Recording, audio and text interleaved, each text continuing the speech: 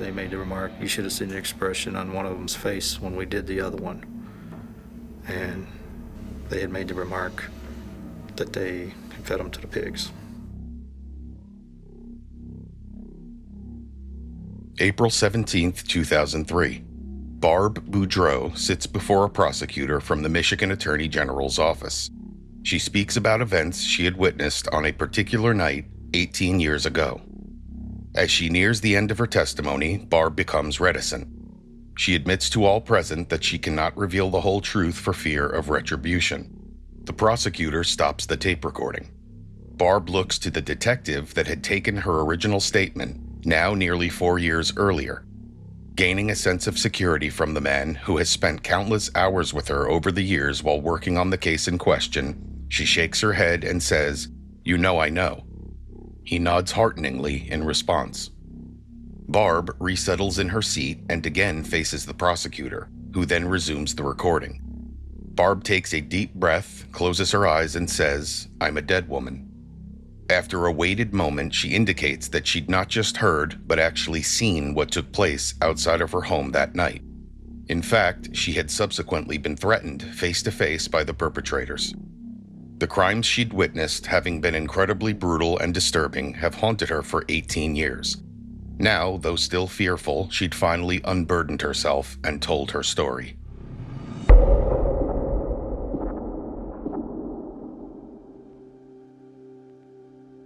David Tyll and Brian Ognjan had been best friends since the 4th grade. Life eventually pulled them in different directions, David to Troy, Michigan with his wife Denise, and Brian to St. Clair Shores, Michigan with his girlfriend. The passage of time and the distance between them, however, had done nothing to weaken their friendship. By 1985, both 27 years old at the time, they were planning their yearly vacation to David's parents' hunting cabin up north in White Cloud. Though they did hunt on occasion, neither man enjoyed it all that much. The trips to the cabin each year were made more in order to cut loose and do some drinking than to hunt deer. Several members of David's family were already at the cabin, and more of his brother's friends would soon be arriving.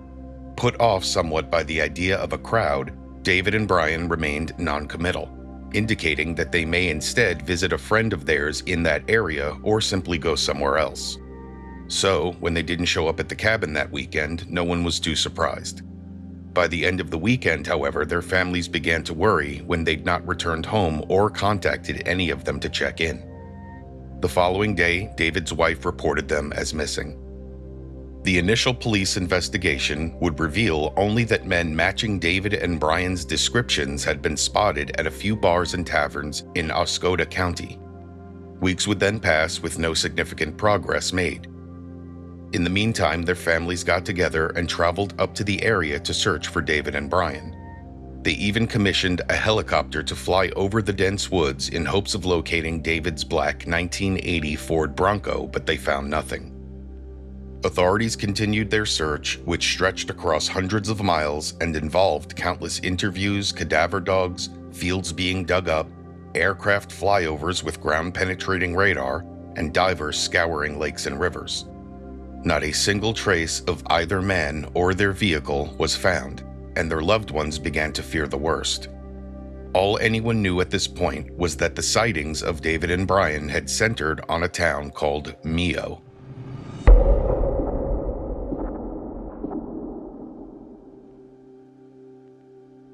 The town of Mio, Michigan is the kind of place that feels quietly removed from the rest of the world.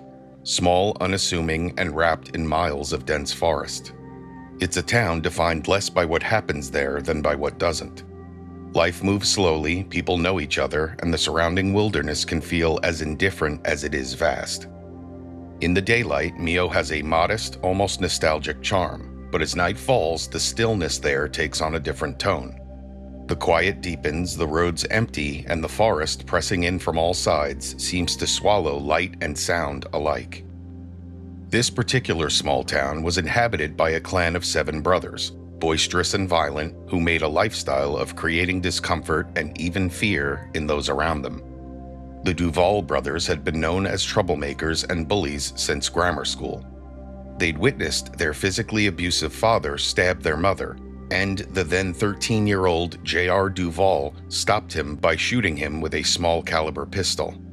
Both parents survived the ordeal, and the incident was only one of many that added to the quiet understanding among locals that the Duvalls were best avoided. Of the Duval boys, Raymond Jr., known as J.R., and Donald, known as Coco, were the most problematic. They were almost as feared in Mio as they were despised. They lived in filthy trailers and cabins, abused women, poached fish and game, stole cars and chopped them for parts to sell, and illegally siphoned electricity, among other criminal acts that were routine to them. Being heavy drinkers and drug users, JR and Coco were quick to anger and violence, which gave them a form of status in Mio. If a fight broke out in a bar in town, it was a near certainty that they were involved. They were slight men in stature, each looking like they hadn't bathed in weeks, but their willingness to resort quickly and recklessly to violence made them feared. Visitors to the town certainly got a Deliverance vibe from the pair of crazy hicks who bragged incessantly about their criminal activities.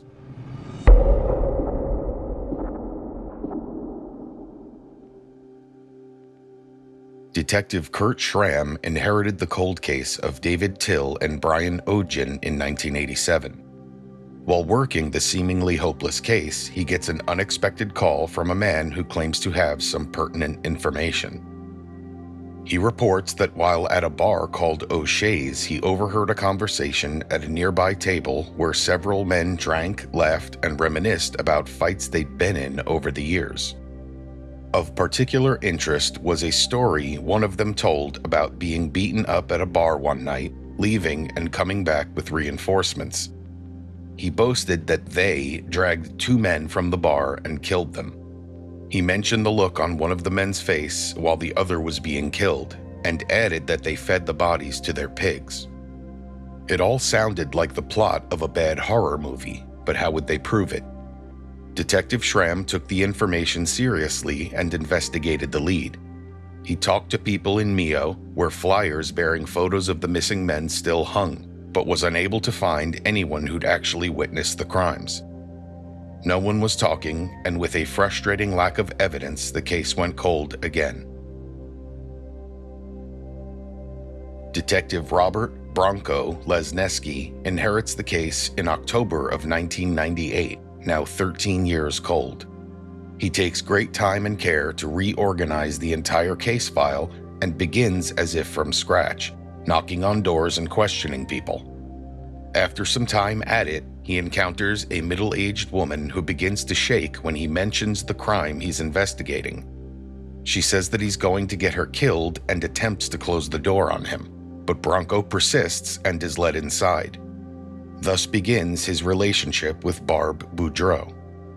Bronco takes his time, working a bit more of the story out of Barb each time he visits her to speak about the case. She is careful, however, to specify that most of what she is telling him is hearsay. She does this in order to distance herself from the matter and thus protect herself from being called to put anything on an official record. Eventually, during one of their discussions, Barb tells him that she and a friend named Ronnie, who had since passed, had been in a bar called Linker's Lost Creek Lodge one night and seen David Tyll and Brian Ognjan. While there, the men were confronted by some of the Duval brothers.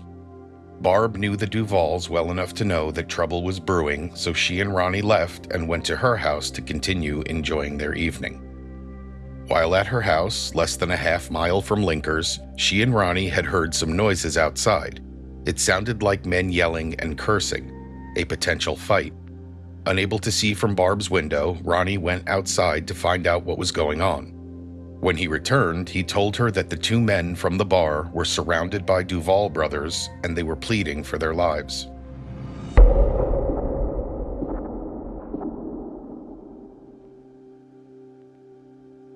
On the night of Saturday, November 21st, 1985, something very ugly took place at Linker's Lost Creek Lodge. So ugly, in fact, that it would feed the rumor mill in Mio for nearly 2 decades. It became almost a legend, the story of the 2 hunters who came to town and never left. Some said that they'd been beheaded and that their killers had drank their blood before chopping them up and tossing them into a pig pen as feed. Stories told also mentioned 5 motorcyclists in the bar that night who'd given J.R. Duval a good thrashing but had left before he returned with his brothers for payback. In this case, it seems the 2 hunters, not having been involved in the original incident, were simply the innocent targets of the Duval brothers and their need to dole out some form of retribution. Though the Duvalls were ignorant yet crafty egomaniacs who never shut their mouths, the problem was that regardless of what did or did not happen, no one in Mio was breaking the wall of silence that had remained intact for 18 years. Sitting before the Assistant Attorney General in 2003, Barb finally puts her full story on record. She arrived at Linker's Lost Creek Lodge with her longtime friend, Ronnie Emery, in the early evening. Less than 2 hours later, 2 men stumble into the bar, clearly already drunk. They're quickly admonished by the owner for being loud and disruptive, and they promise to behave. Though unknown to her at the time, she identifies the men with certainty as David Tyll and Brian Ognjan. Both men, at one point or another, harass Barb while she and Ronnie shoot pool. They call next game, and Barb and Ronnie give up the table, retreating to a booth near the bar. Not long after, 4 men walk in. 3 of the Duval brothers, JR, Coco, and Rex, and another man who is unknown to her, and head to a table close to David and Brian. Knowing the brothers fairly well, Barb feels the mood shift and fears that something bad may happen. David and Brian continue their abrasive behavior, harassing and even grabbing women. They soon exchange some loud words with the Duval brothers, and Barb takes this as her cue to leave. On their way out, she and Ronnie notice a black Ford Bronco parked almost sideways across 2 spaces in the lot. They arrive at Barb's house and continue drinking. Barb notices at one point that her dog has disappeared into the kitchen, and when she goes to check on him, finds him sitting at attention beneath the window. She now hears voices outside and quietly eases the window open. Her home is surrounded by woods, so she can't see anything, but men are yelling in the distance and it sounds like a heated argument.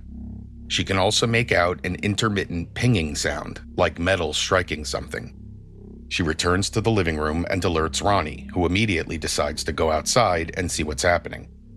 He makes for the front door and Barb follows him outside. There's a pickup truck in the driveway and it doesn't belong to either of them. Unable to tell if anyone is in it, they quickly retreat back into the house. Ronnie is pretty amped up, so he heads to the rear bedroom and climbs out of the window. He gets a stepladder from the shed and places it against the house so Barb can join him. They hear more pinging sounds. It was a cold, snowy night. There was a decent amount of light from the moon, so they follow a trail in her yard that leads to the road she lives on. Hiding in the brush, they see that the ruckus is coming from a field across the street. A black Ford Bronco and another pickup truck are parked there. Their headlights are on, illuminating a portion of the field. A man yells, "Somebody please help us." They see JR and Coco Duval standing in the field, right in the line of the headlights. 3 other men are there with them. The taller man who'd been at Linker's earlier, David Tyll, is attempting to get up from the ground, and he's covered in blood. He says, "Please God, someone help us." Coco, who is holding a bat or a pipe, rears it back, swings it, and strikes David in the side of the head. The sound it makes is sickening. Barb describes an explosion of blood and bone. J.R. Duval begins kicking, stomping, and punching David as he lies helpless in the snow. "Did you see that?" one of the men exclaims. The Duvalls and the men with them laugh wildly. The man who'd been at Linker's with David, Brian Ognjan, is being restrained by a couple of them. He suddenly breaks free and runs toward the road, but is quickly wrestled to the ground and dragged back into the headlights. "Look at that, he pissed himself," someone shouts, and the laughter intensifies. JR and Coco then attack Brian, punching and kicking him viciously as the other men look on. It feels to Barb as though this goes on for hours. It continues long after Brian has stopped screaming and moaning, and long after he stopped moving. Disgusted and shaken, Barb returns to her house. She sits silently in her living room, and Ronnie re-enters a few moments later. They're both exasperated, unable to believe what they'd just seen. Then there's a knock at the door. Barb opens the door to find Coco Duval standing there with JR behind him. Coco says, quote, "You know we know you. We know your family. You heard nothing. If you ever open your mouth, you will be killed. Pigs gotta eat too." Unquote. After a few tense, protracted seconds, the brothers turn and walk away. Barb closes the door, waits a moment, then peeks through her living room window. The pickup truck parked in her driveway starts up and pulls away. The following morning, she and Ronnie walk out to the field where it had all happened. Barb hangs back as Ronnie goes to inspect the area. From where she stands, she can see dark red, almost black, portions of snow where the men had been lying on the ground. "I'm sure they'll be giving me a visit soon," she says to the Assistant Attorney General. Barb indicates that each time things have heated up in the investigation over the years, the Duvalls have paid her a visit to remind her of their threat. Frightened, even now, as she sits there, she says she knows that they're capable of killing her or even her grandchildren.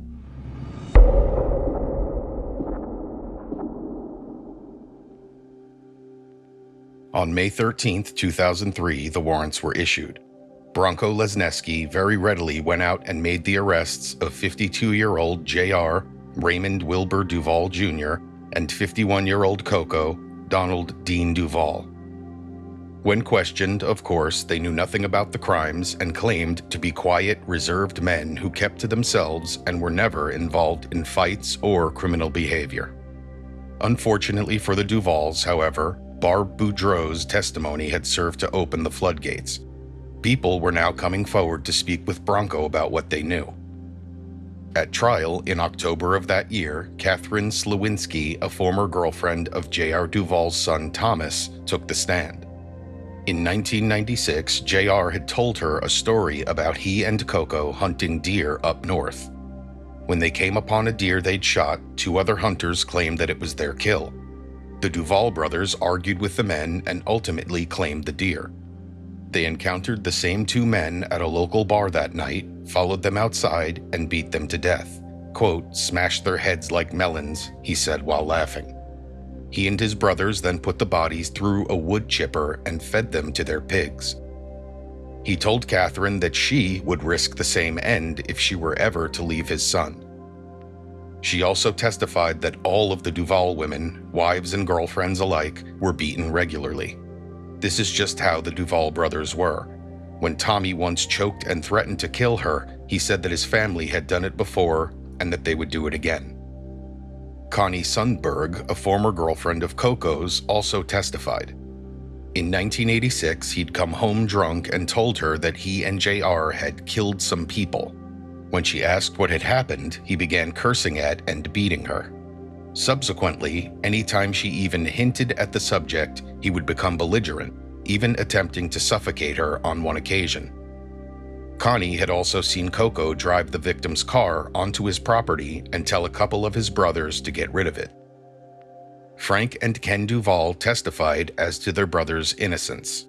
Though each of them had previously made incriminating statements before a grand jury, they chose to go full douche on the stand. They denied everything, remembered nothing, and generally irritated everyone present. It was like shit trying to convince people that this other shit from their same shit pile didn't stink. No one bought a word of it. In Ken's original statement, he had assisted his brother Rex in stripping a black 1980 Ford Bronco just before Thanksgiving of 1985. They dropped part of it into a creek behind Rex's property, dumped the rest of it somewhere in the woods, and sold the valuable parts over the next few days. Frank had initially said that he did not kill anyone, but that he had helped to transport the bodies. Also worth mentioning were the performances of JR and Coco Duval, who both chose to testify, though being under oath in a courtroom meant nothing to them. Neither of them could remember anything about the weekend of the crimes and claimed to have had nothing to do with them. They admitted to owning pigs, but denied having ever fed them anything but a vegetarian diet. They had never bragged to anyone about killing people, and they'd never threatened anyone. Coco attempted to discredit his ex, Connie, by claiming that she was a drug addict. Most irritatingly, however, Coco seemed to be doing an embarrassingly dismal impression of Robert De Niro in a mob movie. He gave the shortest, shittiest answers possible and said things like, quote, "I ain't never talked to him in years. God damn it." But here it comes, the silver lining on this cloud of despair. After less than 2 hours of jury deliberation, the brothers were convicted on 2 counts of premeditated murder in the first degree and sentenced to life in prison without the possibility of parole. Bronco, who'd made this case personal and had absolutely no fear of the Duval clan, gave a statement after the trial. He said he knew that there had been several more men in the field on the night David Tyll and Brian Ognjan were murdered, and that only 2 of them had been punished. He warned the remaining men that the matter was not over yet.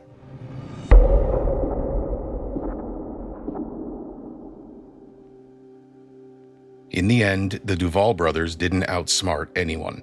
They didn't orchestrate a perfect crime. Pathetically, they needed people to know what they had done, so they talked and they boasted, and in doing so, they sealed their own fate.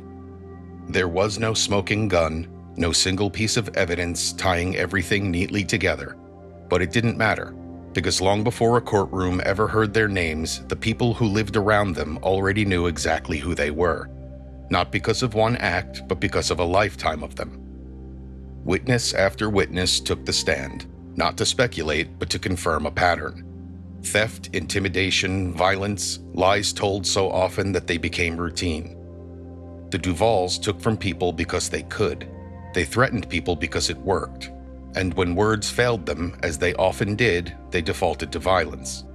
This wasn't strength, it was emptiness. Men like this mistake fear for respect. They mistake cruelty for power.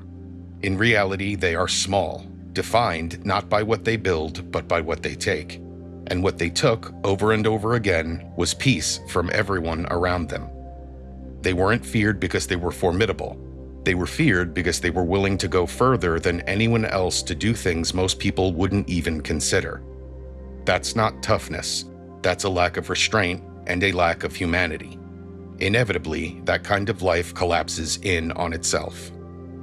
David Tyll and Brian Ognjan were not men who lived that way. They had ordinary lives, the kind that don't make headlines. They were close enough that Brian stood beside David as the best man at his wedding. They shared a love of the outdoors, of getting away for a few days and leaving everything else behind. That trip in 1985 was supposed to be just that.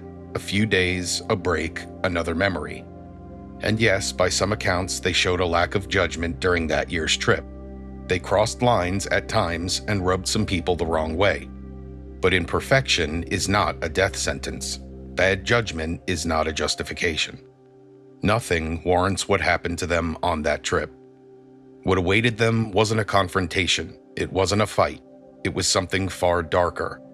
Out in the cold, in a place far removed from anyone who could help them, their lives were taken by men who treated violence like a form of entertainment. Men who carried that moment with them, not as a burden, but as a story to brag about. Justice, when it finally came, was long overdue.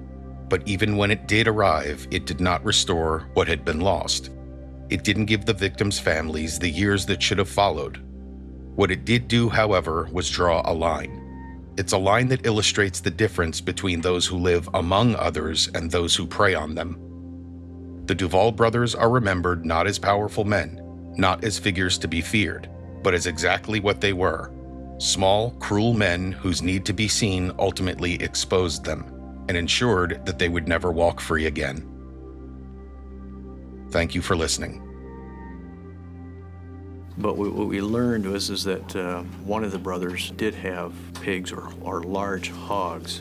And the information that we learned was that they were extremely mean and would eat anything.